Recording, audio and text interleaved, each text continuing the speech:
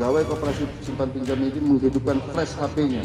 Begitu dilihat, langsung yang bersangkutan teriak takbir, Allahu Akbar. Ini sudah mayat. Di tanggal 13 Mei.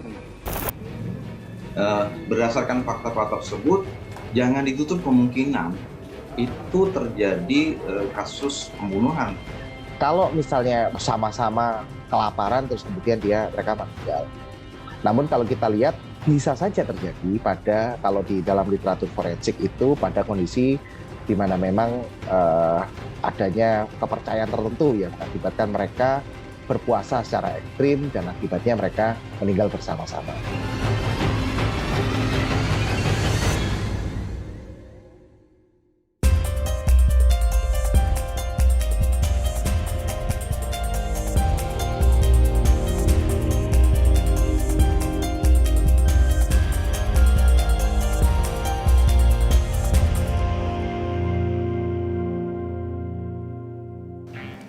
Penemuan 4 jenazah dalam kondisi mengering di Kalideres pada 10 November lalu mulai menemukan titik terang. Lebih dari 2 pekan, polisi menyelidiki kematian satu keluarga ini. Apa sebenarnya penyebab kematian mereka? Saksikan liputan selengkapnya di Target. Polisi menemukan 4 jenazah dalam sebuah rumah di perumahan Citra Garden 1 Extension Kalideres pada Kamis 10 November lalu.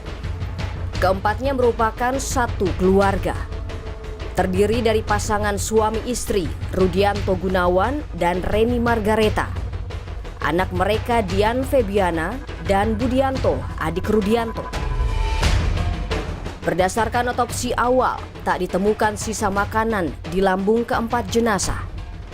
Begitupun tak ada tanda-tanda kekerasan.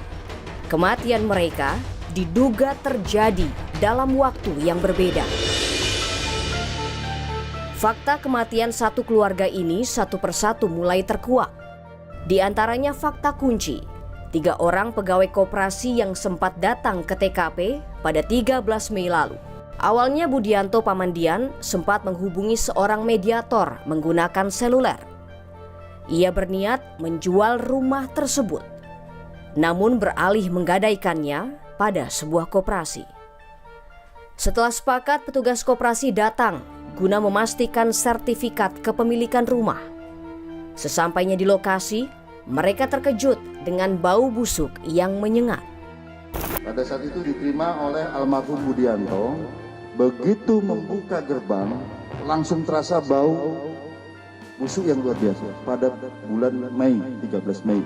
Ternyata sertifikat ini atas nama almarhum Reni, Nyonya Reni Margareta. Kemudian ditanyakan, Ibu Reni ada di mana? Sedang tidur di dalam. Begitu pintu kamar dibuka, pegawai ini masuk menyeruak bau yang lebih busuk lagi. Di mana ibunya? Ini lagi tidur, tapi jangan hidupkan lampu. Karena ibu saya sensitif terhadap cahaya. Di dalam kamar, petugas koperasi mendapati Reni tak bernyawa. Namun Dian menyangkal. Ia mengaku tiap hari masih menyisir rambut sang ibu dan memberinya minum susu. Pada saat dibangunkan untuk mengecek sertifikat ini, dipegang-pegang, ini agak gembur, agak curiga. Tanpa pengetahuan Dian, salah satu korban, pegawai koperasi simpan pinjam ini menghidupkan flash HP-nya. Begitu dilihat, langsung yang bersangkutan teriak takbir, Allahu Akbar. Ini sudah mayat. Kesaksian para petugas koperasi telah melengkapi sejumlah fakta temuan polisi sebelumnya. Dari sini garis waktu sementara terkait misteri kematian keluarga Kalideres mulai terlihat. Pada 13 Mei, Reni Margareta diketahui telah meninggal dunia. Dian dan Budianto pamannya masih hidup. Sementara itu, kondisi Rudianto tidak diketahui. 5 September, Asyung, ketua RT setempat, sempat berkomunikasi via chat WA dengan Dian. Asyung memberitahukan bahwa tagihan listrik rumah Rudianto belum dibayar. 4 Oktober, Dian meminta petugas PLN via chat WA untuk memutus aliran listrik di rumahnya secara permanen. Pada 27 Oktober, petugas PLN mencoba menghubungi Dian kembali, namun tidak ada tanggapan dan pesan tidak terkirim. Diduga, Dian telah meninggal. 10 November, warga mendobrak masuk dan menemukan keempat jenazah di dalam rumah. Bau busuk telah tercium sejak 1 pekan sebelumnya. Karena sudah atas permintaan pemilik rumah, ya, dia ada chat dengan petugas PLN itu tanggal 4 Oktober. Silakan Bapak putus aliran listrik di rumah saya. Apabila ingin saya pemasangan baru, saya akan hubungi Bapak. Itu chat yang dia berikan terakhir, ya, kepada petugas PLN Kalideres. Tanggal 27 Oktober, petugas melakukan telepon balik, tapi sudah chatting 1, tidak ada berita sama sekali. Dibandingkan dengan kondisi jenazah lainnya, diduga kuat Dian yang meninggal terakhir. Jasadnya ditemukan di dalam kamar di sebelah jasad ibunya yang telah mengalami mumifikasi. 18 November lalu, tim target mendatangi lokasi kejadian. Di rumah inilah keempat jenazah ditemukan dalam kondisi mengering. Beberapa kabar beredar, selama beberapa bulan tetangga tidak pernah melihat keluarga ini beraktivitas keluar rumah.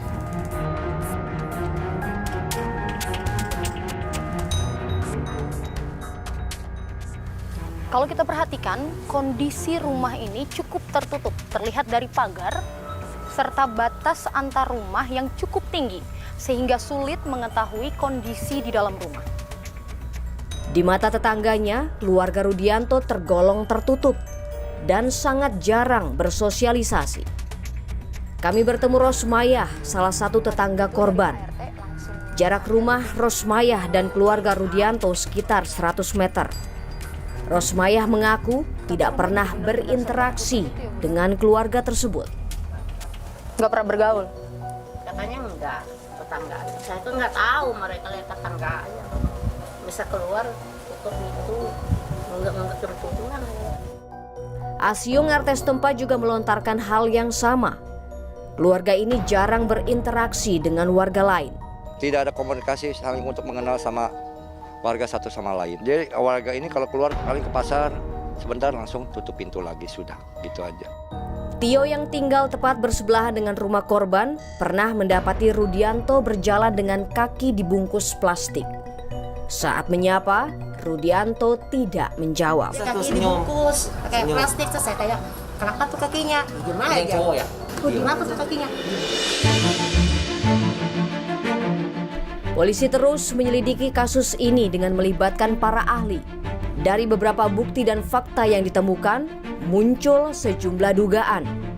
Lantas, apa sebenarnya penyebab kematian 4 orang ini? Berdasarkan fakta-fakta tersebut, jangan ditutup kemungkinan itu terjadi kasus pembunuhan.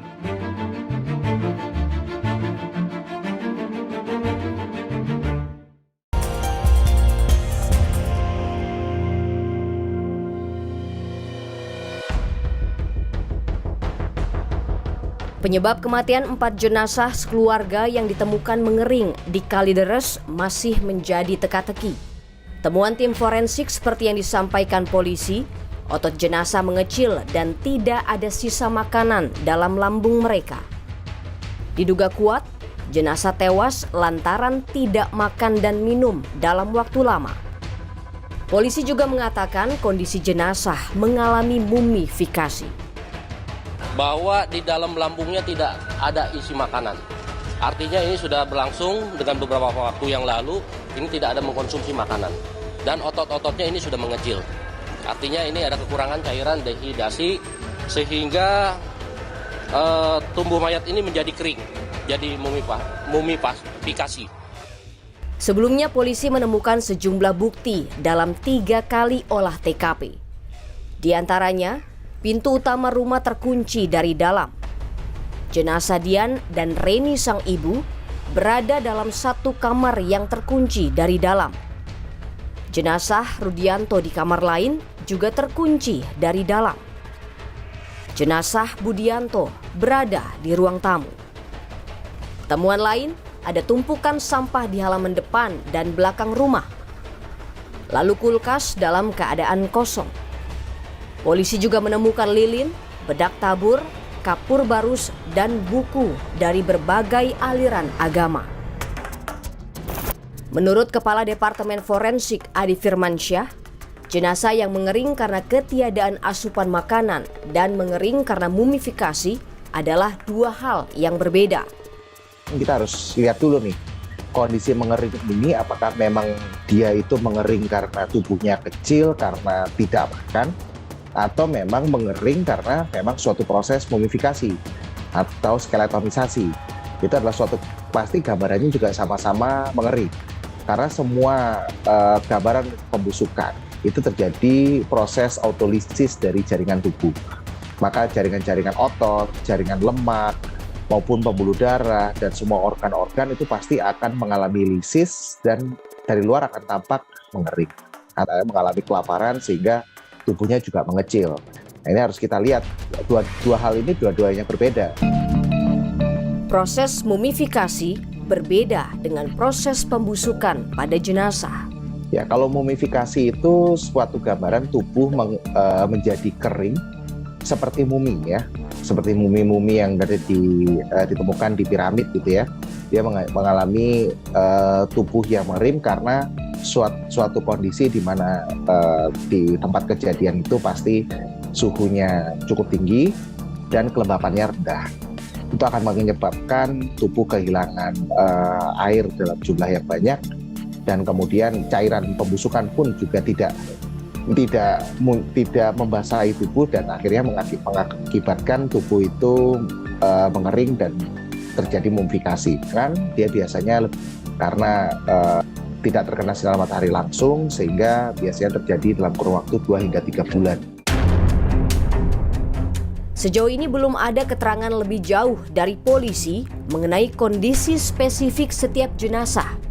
Apakah keempatnya mengering atau sebagian? Mengapa pula bau busuk menyengat baru tercium oleh warga sekitar 1 pekan sebelum penemuan jenazah? Sementara sang ibu, Reni, diketahui telah menjadi mayat sejak 13 Mei. Apakah bau tersebut berasal dari pembusukan jenazah sang anak, Dian, yang diduga meninggal terakhir? Lantas, apakah Dian yang merawat jenazah-jenazah lainnya yang mengering hingga ia meninggal dan mayatnya mengalami pembusukan? Hingga kini, polisi terus melakukan investigasi saintifik terhadap keempat jenazah untuk memecahkan misteri ini, termasuk motif di baliknya. Di antara fakta yang terjadi seputar kematian sekeluarga di Kalideres, muncul sejumlah keanehan. Salah satunya saat petugas koperasi mendatangi rumah keluarga Dian dan meminta bertemu ibunya pada pertengahan Mei lalu. Berdasar pengakuan pegawai koperasi tersebut, saat itu seperti tidak terjadi apa-apa. Dian membiarkan salah satu pegawai masuk ke kamar melihat ibunya. Dian bahkan masih memperlakukan jenazah ibunya seperti orang yang masih hidup.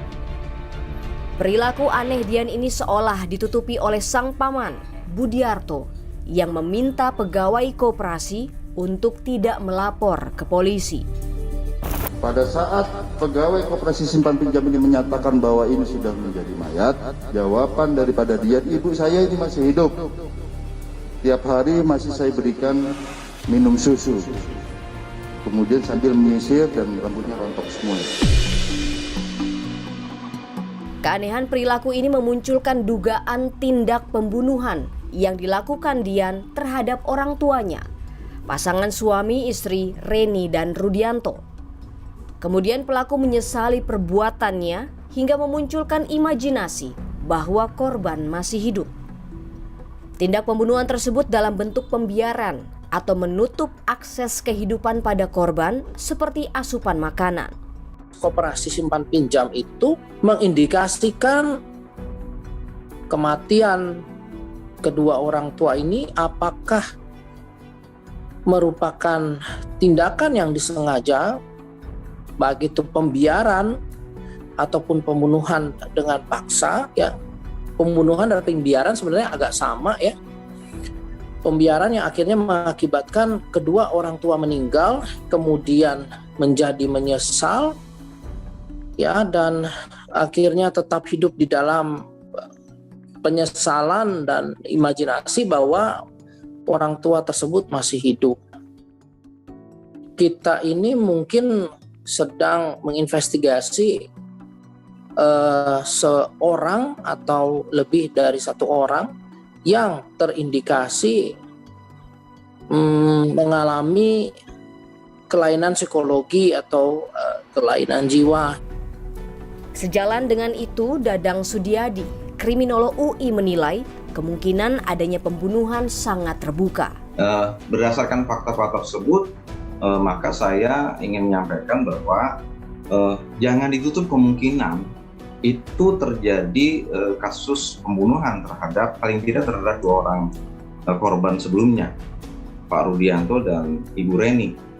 Dan yang diduga melakukan pembunuhan kemungkinan besar mungkin Pak Rudianto dan bersama-sama dengan Budian, ya, mungkin ke arah sana. Tapi kan itu harus dibuktikan dengan berbagai macam cara ya. Pertanyaan selanjutnya, bagaimana Dian dan pamannya meninggal? Apakah mereka bunuh diri atau sang paman juga menjadi korban pembunuhan? Dugaan lain yang sempat muncul terkait motif kematian satu keluarga ini adalah mereka menjalankan ritual santara atau puasa sampai mati. Ritual ini terkait sekte Jainisme dari India. Bahwa dia pengikut aliran tertentu, baik itu apokaliptik ataupun jenis puasa hingga meninggal seperti santara, di mana ini juga menarik untuk digali. Beberapa dugaan mencuat, namun hingga saat ini polisi masih belum menetapkan motif pasti kematian keluarga ini. Itu ya kan tidak hanya bicara tentang kedokteran forensik, tapi juga ini bicara tentang kimia forensik misalnya. Ya, ini bicara tentang psikologi forensik, ini bicara tentang digital forensik gitu.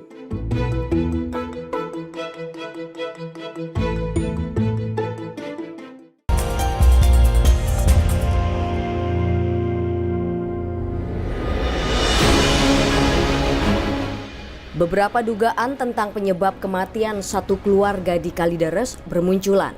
Hasil penyelidikan terbaru, polisi membuka kemungkinan motif kematian terkait dengan aktivitas ritual tertentu.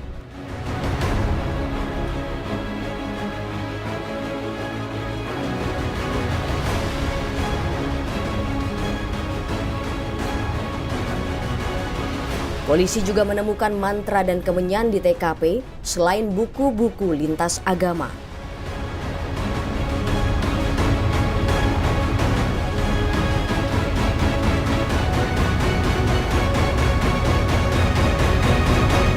Lantas, apakah ritual tersebut adalah melakukan puasa sampai mati? Dalam literatur forensik, praktik puasa ekstrim sampai mati memang pernah ada. Namun kalau kita lihat, kalau di dalam literatur forensik itu pada kondisi di mana memang adanya kepercayaan tertentu yang mengakibatkan mereka berpuasa secara ekstrim dan akibatnya mereka meninggal bersama-sama. Hingga kecurigaan terkait aliran tertentu ini bisa dibuktikan, tindak pembunuhan masih menjadi salah satu dugaan kuat. Dugaan saya yang paling kuat adalah yang tadi, kedua orang tua meninggal kemungkinan besar karena pembiaran, entah sakit, entah apa begitu ya. Kemudian Pak Budi ini meninggal mungkin karena frustasi, ya depresi, ya kemudian nggak makan, akhirnya meninggal. Sedangkan Budian ini karena dalam kondisi kelainan jiwa juga, dia juga makin frustasi karena ada 3 orang yang meninggal, sudah tidak bisa bicara dengan siapapun. Meski demikian, dugaan ini bisa saja terpatahkan berdasarkan temuan fakta-fakta berikutnya dari penyelidikan polisi. Minimnya saksi dan alat bukti membuat penanganan kasus berjalan lambat. Memang sulitnya seperti itu, karena memang tidak ada saksi yang menyaksikan apa yang terjadi di rumah itu. Dan kebetulan kan hubungan sosial di antara tetangganya juga tidak terlalu baik. Bahkan dengan keluarganya pun, saya sempat mendengar hubungan terakhir 5 tahun sebelumnya. Metode crime scientific investigation yang dilakukan polisi juga membutuhkan waktu. Ketika saksi tidak ada, pada akhirnya benar harus menggunakan scientific investigation. Dan itu memerlukan waktu yang tidak sedikit. Jadi tidak bisa serta-merta dalam waktu yang singkat itu bisa keluar pernyataan berdasarkan hasil analisis forensik yang scientific investigation. Itu kan tidak hanya bicara tentang kedokteran forensik, tapi juga ini bicara tentang kimia forensik misalnya. Ya, ini bicara tentang psikologi forensik, ini bicara tentang digital forensik gitu. Dengan semua keterbatasan, apakah kasus kematian keluarga Kalideres ini dapat terungkap atau akan terus menjadi misteri? Apakah polisi akhirnya mengatakan bahwa ini adalah pembiaran yang cenderung ke arah pembunuhan, atau ini adalah keputusan sendiri yang dikategorikan sebagai bunuh diri?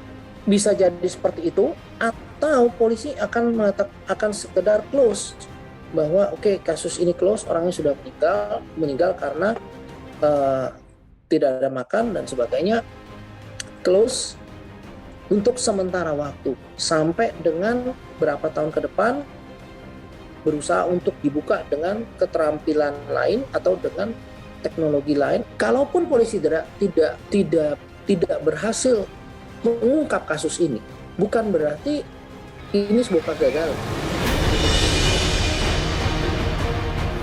Meski kasus ini meninggalkan sejumlah kejanggalan, namun sedikit demi sedikit mulai ada titik terang. Banyak pihak berharap polisi dapat segera mengungkap kematian misterius ini.